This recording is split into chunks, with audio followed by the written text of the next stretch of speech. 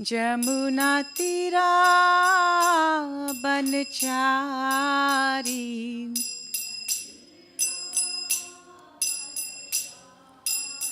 Jamuna Tirah बनचारी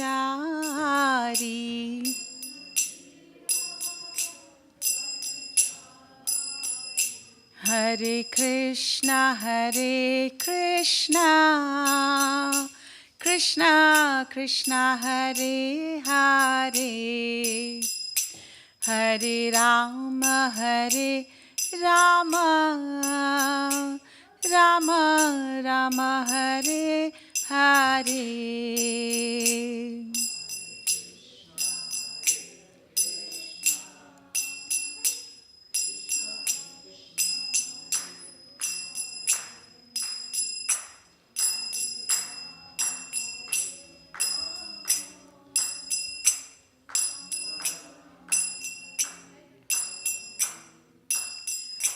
Jai Radha Gokul Nand Radha Gokul Nand Radha Gokul Nand Radhe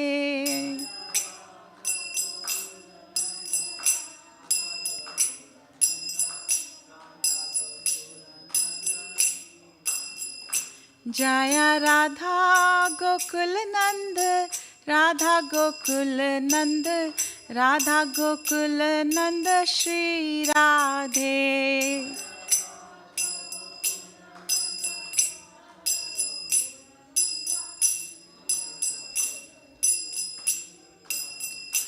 Jai Sitaram Lakshman Hanuman Sitaram Lakshman Hanuman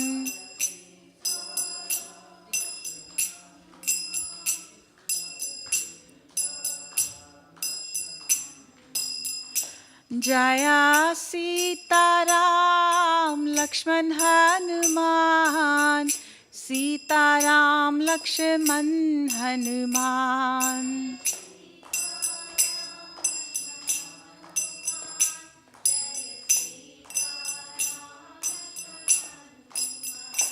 Jai Gaur Nitai Gaur Nitai Gaur Nitai Jai Gaur Nitai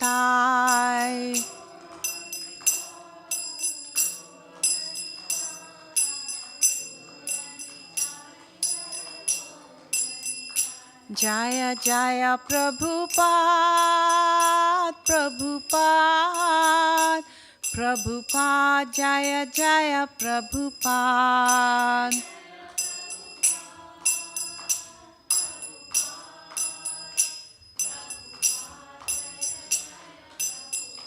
Jai Jai Gurudev Gurudev Gurudev Jai Jai Gurudev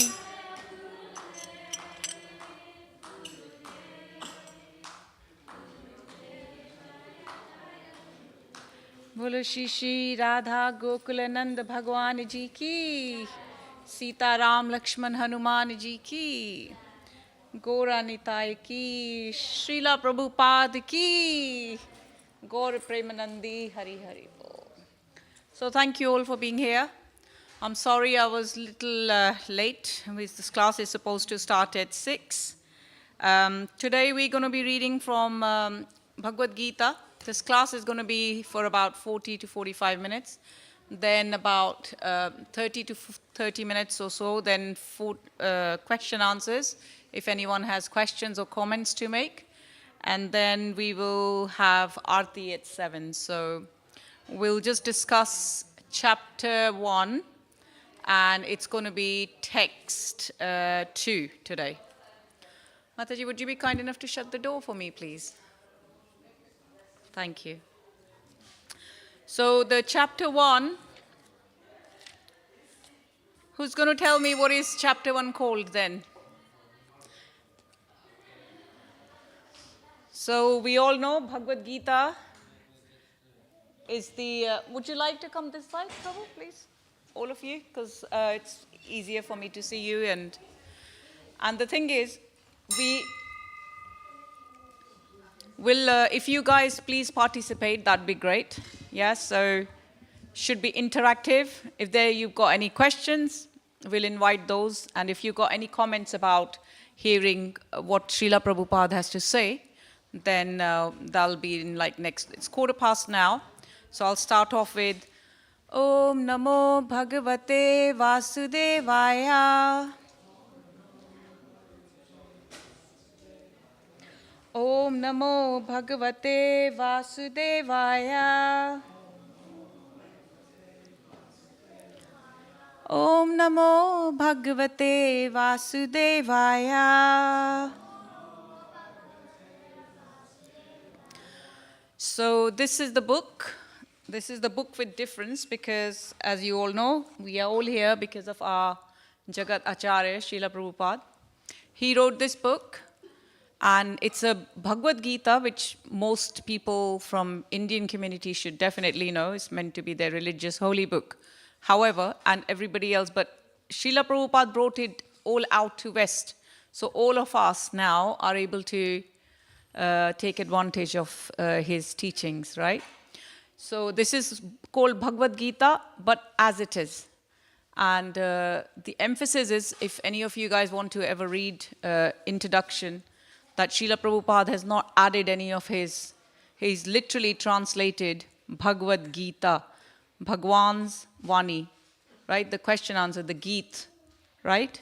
So literally it's as it is. Hence the reason it's called Bhagavad Gita as it is. And for those of you who are not as great in Sanskrit like I am, born, brought up, and then like English is our language here. So I would have not known everything gone, like Hindi and Sanskrit would have gone over our head. So Srila Prabhupada has very kindly translated everything in English. And not only English, you'd be able to pick up any language. So if language is no bar, Srila Prabhupada doesn't want us to hone in on, oh, we speak Hindi, or we speak Sanskrit, or we speak... The important thing is to try and absorb what is being said in there, as opposed to be worrying about frivolous little things like, oh, what language, this, that, the other, and so on, right? So most of you can if you haven't got this book, you can even actually have it on your phone these days. There's lots of, you can go to Vedabase, or you can download something called Bhaktivedanta Library, and then that has got all the books. And it's so easy, then you just click on that. Wherever you are, you go to kill time, you haven't got anything else to do, you can actually even hear it when you're driving. Or, when you got your earplugs, if you're bored at work, whatever else, or you got break, you can just dive into this because this is wisdom. And this, who's going to tell me who is having conversation in this book? Does anybody want to tell me? Prabhuji is not allowed because these guys are going to know their pros here. Arjunan? Okay, good. And Arjuna is, we all know the background. This is a battle scene.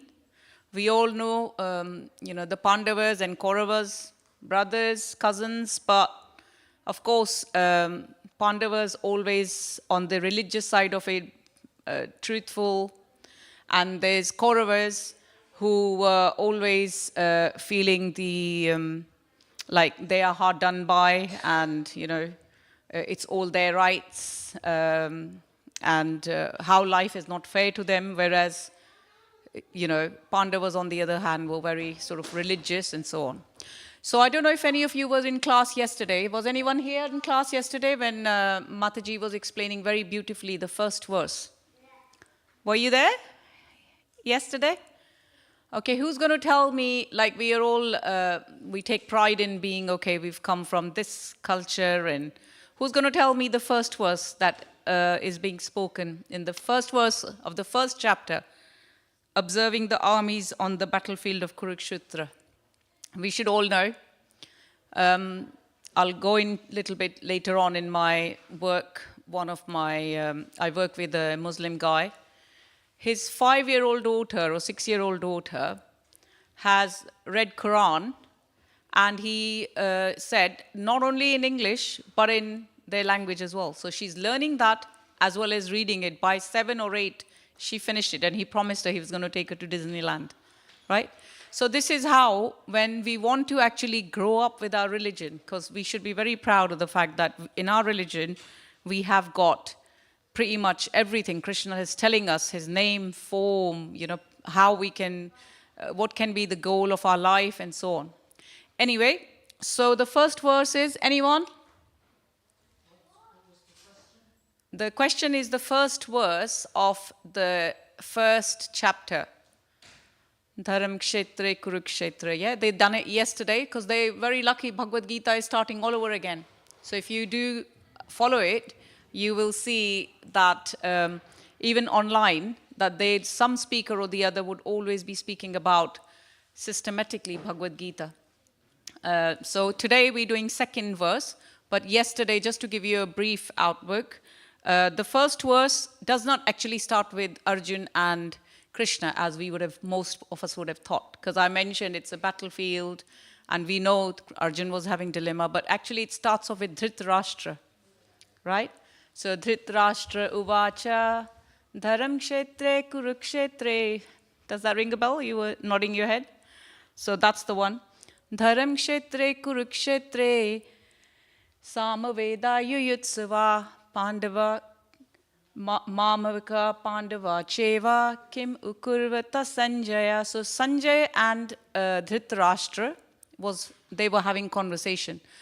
We think that we can FaceTime these days with our iPhones and stuff, but in that many years ago, 5,000 years ago, Sanjay was he was given with God's grace, vision, that he could see so many miles away in Dharam Kshetra, which is Kurukshetra, which is where the battle was happening, so that he could relate it to the blind king, Dhritarashtra, who was wanting his children to fight. He knew that the strength is on their side because he had 100 sons, whereas Pandu only had 5, right? And then he went to have Krishna. Arjun chose Krishna as opposed to Kaurav, who chose all the armies. So he was very confident, so to speak, that his children are going to win this battle. But at the same time, Mataji explained yesterday, there was a little bit of worry as well, because when this word called Dharam Kshetre, so he's mentioning that he's asking Sanjay, me and my sons he said, what are my sons, meaning Kauravs, and then the sons of Pandu, Pandava ke Mamaka Pandava Cheva. So sons of Pandu, what are they doing? Now, what kind of silly question is that? He knows very well he's gone to battlefield, right? But of course, because he's so worried, because this particular place, Kurukshetra, who's been to Kurukshetra, is near Delhi in India. Anyone?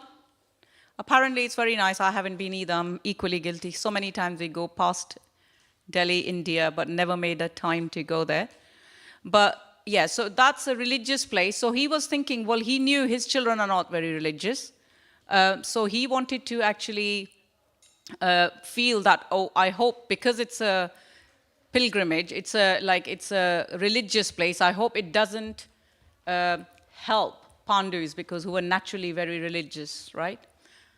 So he asks that questions, and then we move on from that question, because obviously we all know, we've all heard I, me, mine mentality. Dhritarashtra was very into, this is mine, this is me. It's not all about we should all be together in this, or share what was meant to be somebody else's.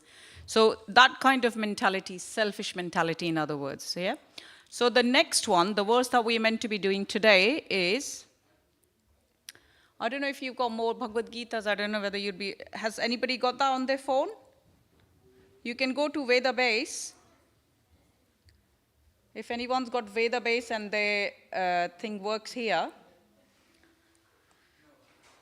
then we can actually read from here. See how quickly it comes, even with this Wi-Fi here. Sanjaya Uvacha. So please repeat after me then. We'll just try and do our best, seeing we haven't got many Bhagavad Gitas here. So I would expect you guys to please recite after me, yeah? I'll do one word, so we'll make it easy. And don't forget, we're only reading English. We're reading Sanskrit in English, so, okay. Sanjaya Uvacha Drishtva Tu Pandavanikam. So I'll say the full line now. Sanjaya Uvacha Drishtva Tu Pandivanikam.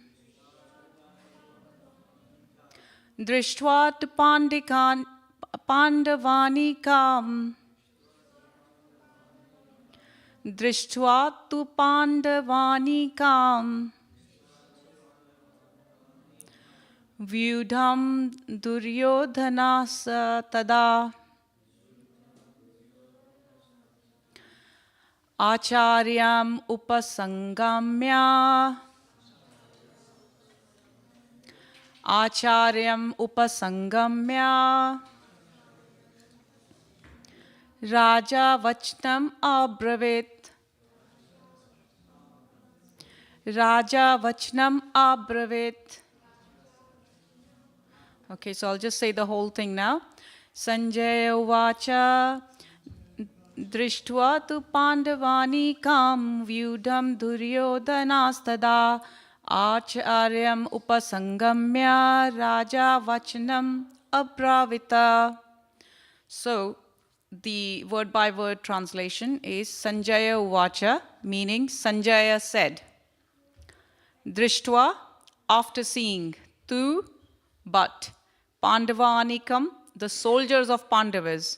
Vyudham, arranged in a military phalanx. Duryodhana, King Duryodhan. Tada, at that time.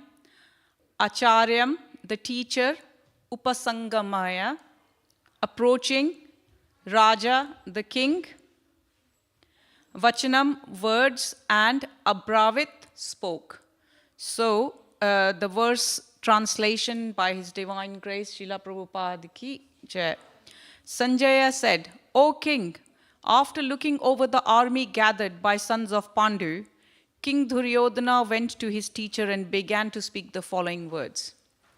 So we're going to read. So this is what the verse means. And now we'll read. It's only a very short purport. So I will read that for you. So it says, Dhritarashtra was blind from birth. Unfortunately, he was also bereft of spiritual vision. So it's different. It's difficult being blind anyway, right? Things are, but then unfortunately, they're mentioning he was also bereft of spiritual vision. He knew very well that his sons were equally blind in the matters of religion and that he was sure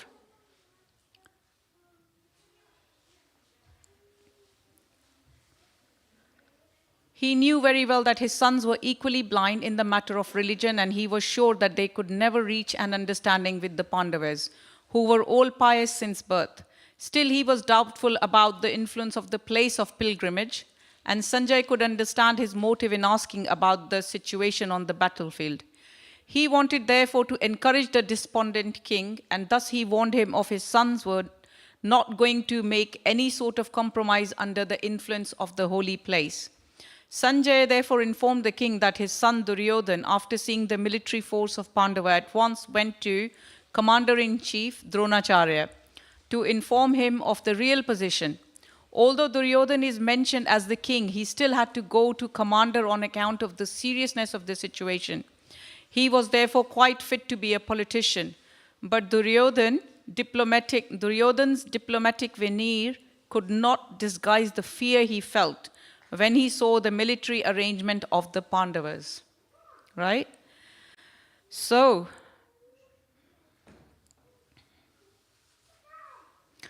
who's going to tell me what gist of what you understood?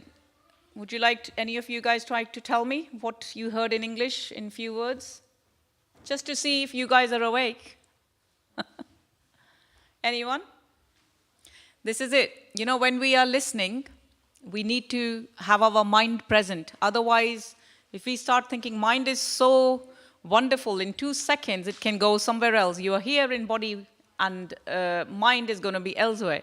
So for Bhagavad Gita, because they mentioned this yesterday as well, the speaker mentioned that Bhagavad Gita is meant to be studied scrutinizingly, like taking time to read and understand. And if our senses are not going to be with us when we're reading, you can read as much, but nothing is going to go inside your ears or into your heart. What to talk about applying it in our life, right? So anyway, basically is what I spoke about earlier on, that Duryodhan is feeling worried. After seeing the military arrangements, he's seeing that, oh gosh, he thought it's going to be just the 4-5 of them. But when he saw the military formation, he got so worried. When you get worried, what do you do? Okay, do you go to your mummy or daddy? Are you mummy's boys or daddy's boy? Who do you go to when you're in trouble? What do you do? What's your name there at the back?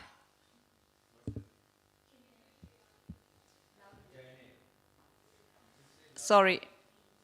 It's Janelle. Janelle. What does that mean then? Oh, wow. And it's Shivratri as well tomorrow, isn't it? Nice. Very nice. And, oh, okay, brilliant. So this is it. So when we are in trouble, what do we do? You go to daddy or mommy? When someone hits you at school, not that anyone's allowed to hit, or you fall down outside, do you run to daddy to tell him? Yes? Oh, mommy? Oh, both? Oh, okay, there you go. So all of us, when we're in trouble, we always have someone that one looks up to. And according to Shastra, we should go to sadhu, three S's, like scriptures, sadhu, and then you can go to your, association, saintly association if you have, guru. So this is what he did. He went to Dronacharya to say to him, look, this is it. Because he thought this was serious stuff, like he was expecting it not to have any problems.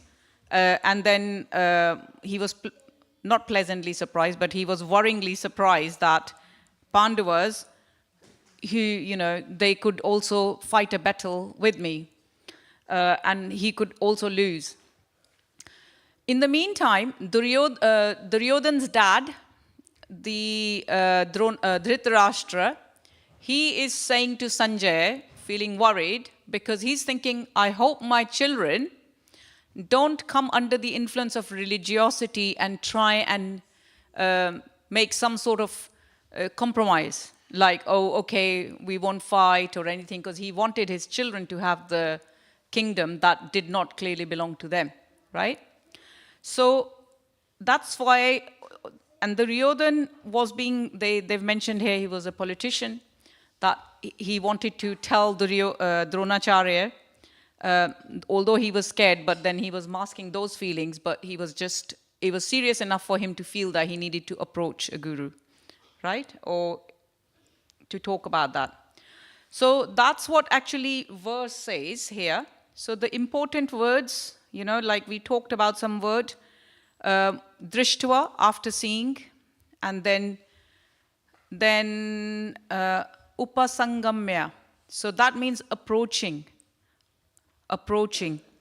So Sanjay was then being kind to the Dhritarashtra, because he knew what's going to happen. But so he told him, he addressed him as a king instead, and he said to him, don't worry, Pandavas, that still he was doubtful about the influence of place of pilgrimage, and Sanjay could understand his motive in asking about the situation on the battlefield.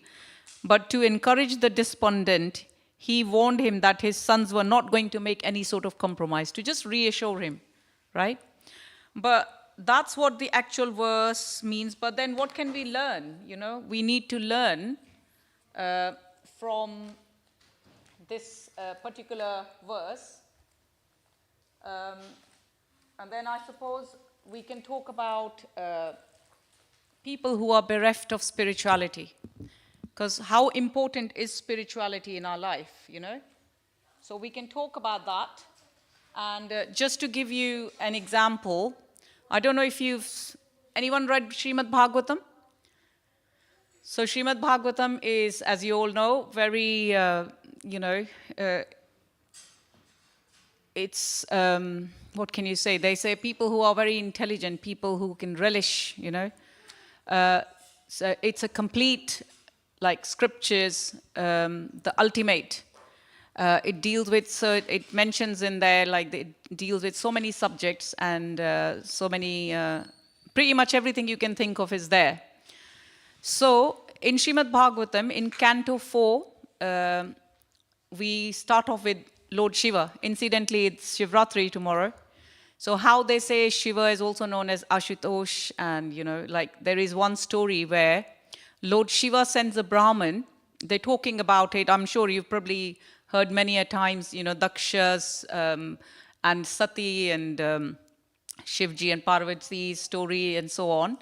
And anyway, Shri Radha Gokulananda Bhagwan Ji ki, Shri Sita Ram Lakshman Hanuman Ji ki. So one of the stories goes as Lord Shiva, there's a Brahmin who's poor. And Lord Shiva says to him, he wants to get rich and he wants to, he asked, so Lord Shiva sends him to this particular person to see what he can gain from it, because he wants to get, this poor Brahmin wants to get rich. So he goes to, I'm not sure, is it Sanatan? Anyway, so it's one of the, in Sanatan, isn't it, Goswami? So he's actually sat on the side of a river and he's chanting and he's, meditating. So this poor Brahmin goes to him, "Oh, I have been sent by Lord Shiva that you've got some wealth. I want to be rich as well. So can you please tell me, because can you just share with me?" So then he goes to them, okay, in that pile of rubbish, there is a Chintamani stone. So with that stone, it is so good that whatever you want, it'll be able to, so it'll turn everything to gold, or, whatever you want in wealth, you can have it when you use that, you can take that stone. So this poor Brahmana is like, oh my God, how is he able to give me this so quickly? And he can't believe his luck. So he then starts to leave, thanking him, of course. Goes a little further, and then he realizes, hang on a minute. I've been cheated. Or he feels like, hang on, this particular stone, touchstone, was only on top of the pile of rubbish. If he's keeping that there, think what the real wealth he may have.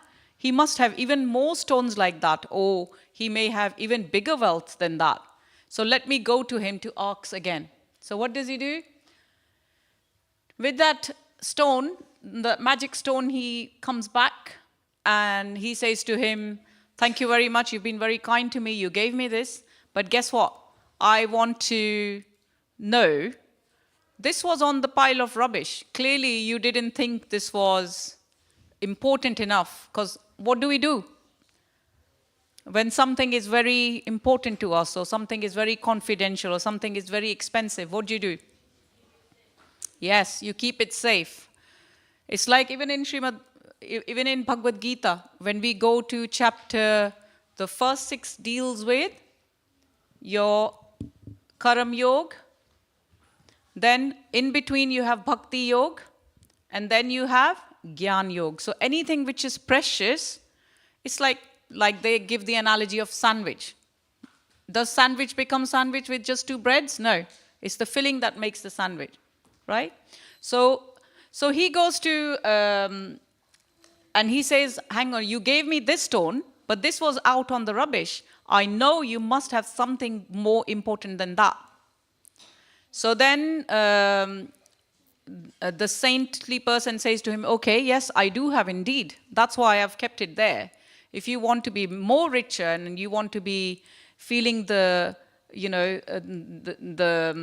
wealth, the real wealth, then you have to do one thing. First, pick up that stone I gave you, that touchstone, go and chuck it in the river across from where he was staying. So he said, are you sure? He goes, yeah, I'm going to give you the real wealth that I'm experiencing. So he said, what is that? Show me. He goes, no, first you go and do that. So he goes, he chucks the thing, thinking he's going to get something bigger, something more that can make him even richer. And that's when he gets told that the biggest dhan, the wealth in life is spirituality, the Nam Chintamani. So with that, the holy name of the Lord, which would make you happy in any condition, anywhere, everywhere. So this is the reason why we need to have our spirituality, because people who are materialistic, they would just carry on running their life after how many lives, people spend, and they're never ever satisfied. They can never be like Lord Shiva, Ashutosh. Lord Shiva was detached. What was difficult for Lord Shiva? He is Devon ka bhi Dev Mahadev. He's not his situation, he's the greatest Vaishnav, right? But he didn't have a house. We all know, like in Kailash Parvat. So most of us have got belongings. Lord Shiva doesn't. Even on the wedding, he wasn't like, he didn't have, palaces or anything like that. He didn't give lots of jewelry to his wife or anything like that, because he was completely detached. But what did he have on him that makes him Mahadev? You've all heard the story about Daksha and how Daksha gets disrespected, and Sati then has to give up her life because her father and her husband, her father's disrespecting, and so on. So Lord Shiva actually was meditating without having any attachment to any of these things that we all want to spend all our life trying to achieve. But can I actually take it? Can I take my designer bag with me when I die? No, you're right. Can I take my designer jewelry or gold or silver, anything with me? My car, my BMW, whatever else, can we take it? No. You live here. I'm not saying that we all need to be poor, we need to be stop working and do nothing else. No. We should do our karma. But what we need to do is use all the facilities that we've got in the service of the Lordship, Shri Shri Radha Gokulananda Ji. Just as Lord Shiva, he was unaware of all these people, there was a big assembly, he was sat there, Daksha enters in, he's a Prajapati, everyone else respects him, and it's not like Lord Shiva didn't. But Lord Shiva was so engrossed in his meditation to the Supreme Personality of Godhead that he wasn't aware. And his intention was not to disrespect, but respect the Supreme Personality of Godhead. So this is how we need to be, that whilst we're doing everything else that needs to be done every single day, like I am like you, a civil servant, we have to go to work, we have to pay for our expenses, things are so expensive these days. But then what can we do? We can think whatever we're doing by bringing Krishna into the center, right? So, for example, what is the practical way for us to be... because Krishna says, people who are absorbed in me. And there is that verse, So can somebody tell me what are the practical things one can do to be trying to keep Krishna in the center, to think of, what is important in life whilst we have to... Yes? What's your name? Radha. Okay, Radha, you tell me then. I think one of it is to not be aware of everything around you. You have to only focus on Krishna. You can't focus on anything else. Yes, but then for practical examples, it's like, say you've got a laptop, right? You got a laptop at work, or most people have laptops or phone. You can have your password, right? That can remind you. I can't tell you my password, but you can think of a name, like your mom and dad have given you no name of Lord Shiva. One of my friends who had Sangha and His Grace Param Karuna Prabhu's be giving a lecture on Bhakti, I had to leave that to come here because this was pre-arranged. Their son's name is Narayan. Now look, the piety they're going to get, because every time you're saying Narayan, Narayan, Narayan, You're remembering God, right? You're remembering Krishna. So these are the kind of things which can, in olden days, people did have all of these names, you know. So, and why do we need to do it? Because Krishna is saying, Yad karoshi, yad ashnasi, yad juhosi dadasi yad tapasyasi konteya, tat kurushva mad arpanam. So whatever you do, absolutely whatever you give, so if you want to give charity, if you want to give something, if you want to do something, please do it as an offering to me. Because who's speaking in Bhagavad Gita? Lord Krishna, right? Lord Krishna is speaking because it's very systematically, he establishes his supremacy over all of us and the whole world and the whole universe. As you know, Bhagavad Gita, we can just try and think like, it starts off with, I'm not this body, you must have heard this. So everything around us is made up of matter. Like in chapter 2, it'll tell you, you know, how from the youth to old age, like from a childhood to youth to old age one goes. 2:13, dehinosmin yatha dehe komaram yovanam jara tatha dehantar praptir dhiras tastra namuyati. So Krishna is establishing that this is matter and this is not matter because I have got something called soul. So when you have soul, soul passes. All of us remember when we were kids, we've seen our baby pictures. Then we grow. Then we become adults. Then it's downhill, right? Old age. And then there is death. But the soul doesn't die. So Krishna is establishing very clearly that, first of all, you know, there is matter. And then from matter, soul is different. Atma and Paramatma. And then in third, then he says like, all the actions have got, you know, equal and opposite reactions, as we've heard all the time. So there's Karam Yoga. In there, he explains that we still have to do something. We still have to do everything that we need to do. And there's modes, and it all explains in there. Then in chapter 4, he's explaining that, you know, how we need a guru. Secondly, in Parampara, how he has heard this and he is aware of all this different births that we have taken, he has taken, he remembers them, but we don't because we are not Paramatma. So he establishes his, you know, supremacy, his being the Supreme Personality of Godhead very systematically. And those of you who want to actually hear more about that, there is His Holiness Bhakti Charu Swami gave a very nice lecture about overview of Bhagavad Gita. I think it's July 2011. If you ever Google it on thing, then you'll be able to see how beautifully Lord Krishna is establishing how, what is the purpose that we are here for, and how he explained, and why is Bhagavad Gita that important.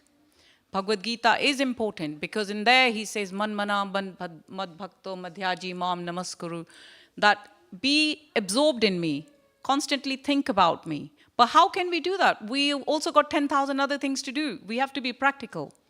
So whilst we are working, we can think of something. When you go shopping, you can think, okay, because all he says is, patram pushpam phalam toyam, like offer me just patram, which is leaf, flower, patram pushpam, phalam, a fruit, toyam is water. But with lots of devotion. So one, we need to actually start building our relationship. When we build our relationship, you know, Valentine's Day just passed. You would have done 10,001 things to please the person you love. But who is the real person who's always going to be with you? Who's going to be your real friend? Who's always going to be there in your bad time, good time? All the other relationships you can see, the people fall in love, they fall out of love.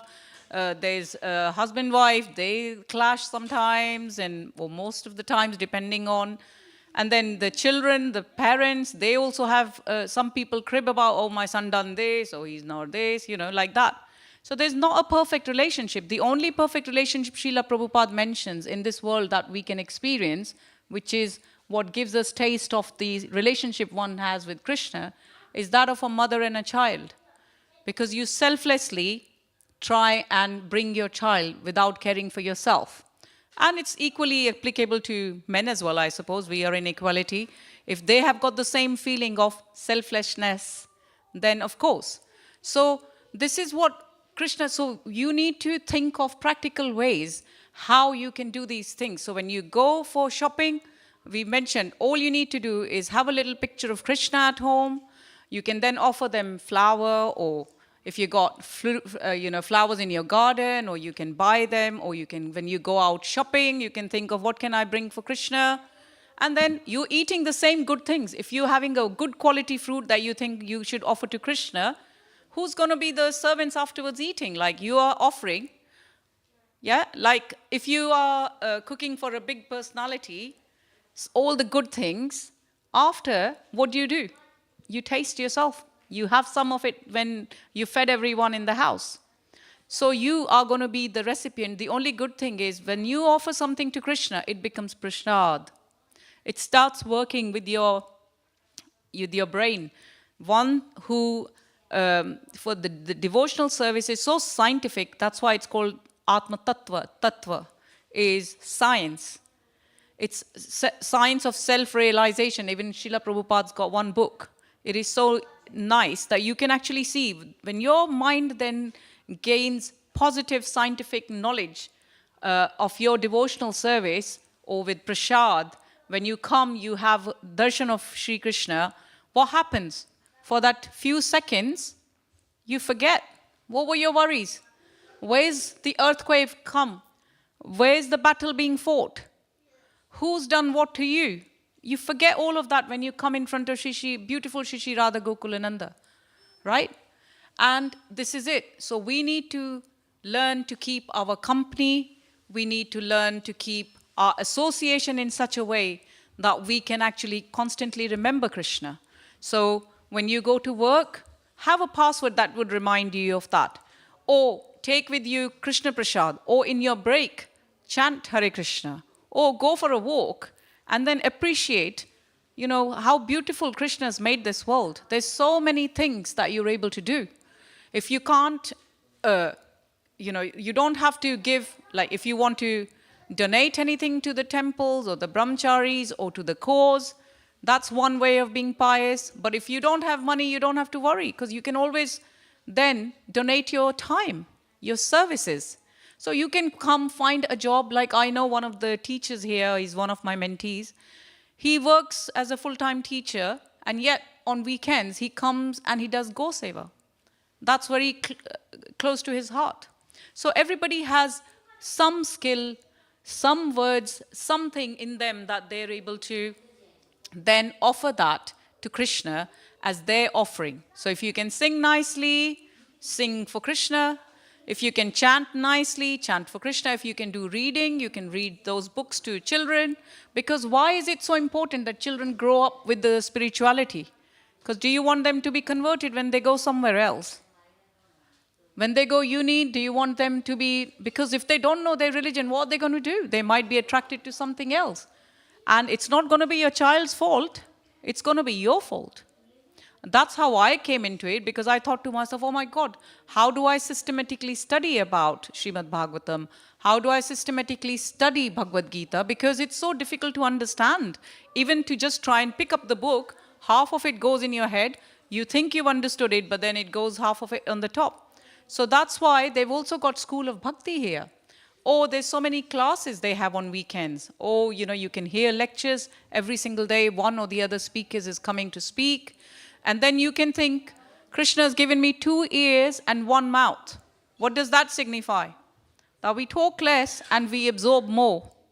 And then most importantly, we know when Krishna wants to give us something, they say the bhakti doesn't come from by being intelligent. You can be intelligent and Krishna, you still can't understand Krishna. I've seen there's people who are so learned, they know so much, they've done PhDs, but they can't get simple thing because they do not have faith.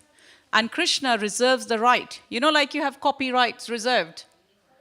So Krishna also wants to see from heart. If you are just trying to be like a jnani by just thinking like impersonalist, I just want to know this for sake of it, it might not, you may not have none of those feelings. But when you actually get into bhakti, and that too bhakti which is pure devotional service, where there is no motive. Now, I know I grew up with the fact that every time it was my exams, I used to come in front of Krishna and say, oh gosh, Krishna, my results coming, please bear that in mind. But the real thing is that you do not actually, you know, worry too much about all the stuff. Of course, he's like uh, he's our father. You can ask him for everything and anything. And he's the richest father anyone can have. What is difficult for him? But remember, in Bhagavad Gita 10:10, it says, Tesham satata yuktanam bhajatam priti purvakam dadami buddhi yogam tam. So, dadami buddhi yogam tam yena mam upayanti te. So, to those who are constantly devoted and worship me with love, I give the understanding by which they can come to me. This is what I mean by here. You don't need intellect necessarily. All you need is devotion. So in your households, you can start today by just thinking, I'm going to start chanting Hare Krishna Mahamantra. Who knows Hare Krishna Mahamantra? Please say with me. Hare Krishna, Krishna Krishna, Hare Hare. Hare Ram, Ram Ram, Hare Hare. Hare Krishna, Krishna Krishna, Hare Hare. Hare Ram, Ram Ram, Hare Hare. And if you want to make progress in your devotional service, you need to make sure when you are listening, when you're saying, you must be hearing it. Because it's only through when it goes through your senses, it can start to cleanse your heart of all the impurities. Then you will start clearly, like, they give Cheto Darpan Marjanam, like the mirror, when it has the dust on it, even though mirror is there, you can't see. Similarly, because we've taken birth so many times, 84 million, 832, is it 432, like that many times. So how are we going to remember our lost relationship with Krishna? You have to build at it. Because we all know, no pain. Right. So if you want to gain some sort of degree, look how much work you have to do. If you go to gain Krishna and his association, do you think you need to do no work? Anyway, so this is it. We spoke about text 2 today, in which we know Duryodhana, being very worried, goes to Dronacharya because he wants to alert him of the danger that he feels or he fears is coming, because he's worried, because he knows it's serious. So similarly, the conclusion is that we can go to our gurus, we can read our scriptures. If you're ever worried about anything, read from Bhagavad Gita as it is. Don't leave it as it is on the shelf. There's a joke going. But please open it from anywhere whenever you're in doubt. Now we've got 3 minutes left. If anyone's got a short sort of comment or any questions, I can speak to them outside. Otherwise, all your questions are going to be answered in here. Pick it up and please read from anywhere. And I promise you, I'll tell you one time the story I have, how I came into Krishna consciousness. So otherwise, any comments? Any questions? Okay, so we'll say Srimad Bhagavad Gita as it is ki. Srila Prabhupada ki. Thank you all for coming, and please enjoy. There's going to be Aarti happening very soon. So then you can have darshan of Shishi Radha Gokulananda ji. Thank you so much again. Hare Krishna.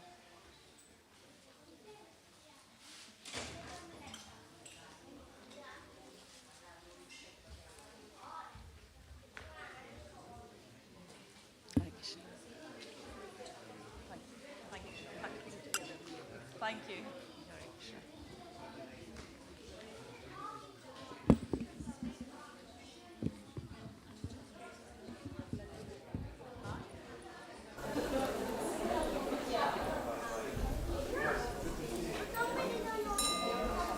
Yeah, how are you doing? I'm like, doing well? I can modify that.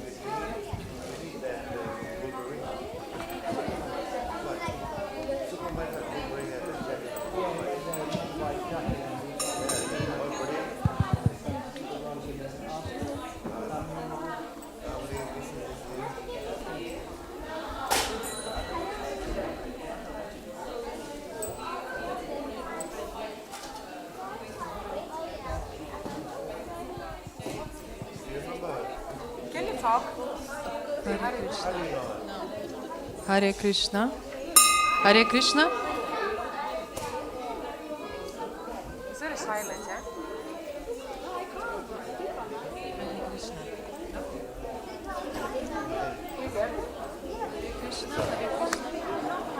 What, yeah? Hare Krishna. Hare Krishna.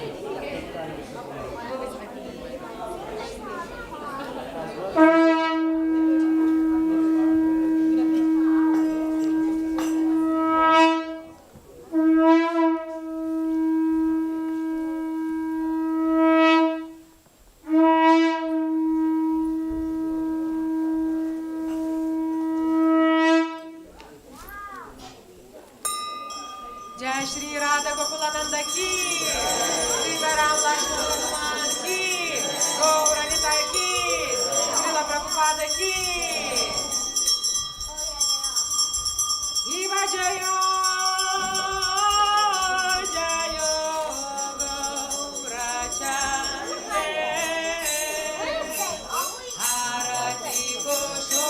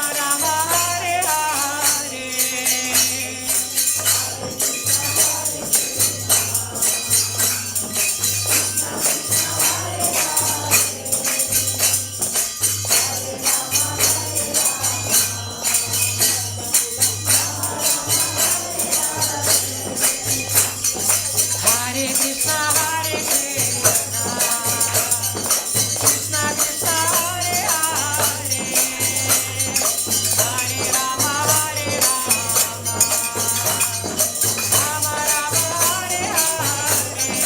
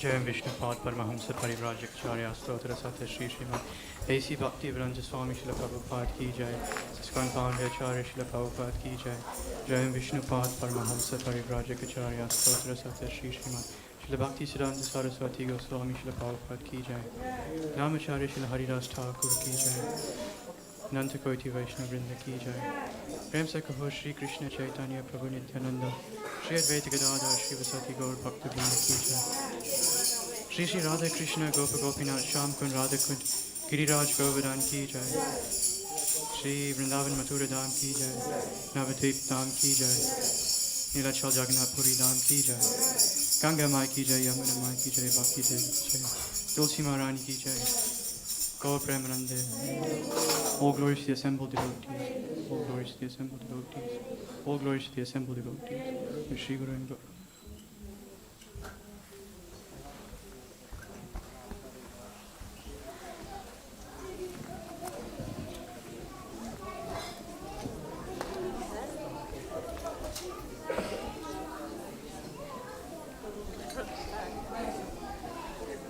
So now we're gonna sing Narasimha prayers. So please sit down and let's sing together.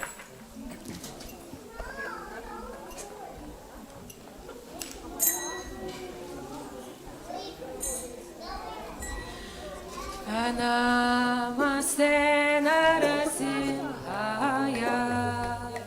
Namaste Narasimhaya. Namaste Narasimhaya.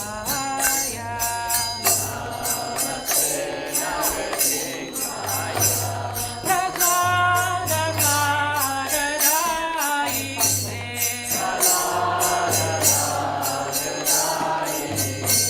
Prahlada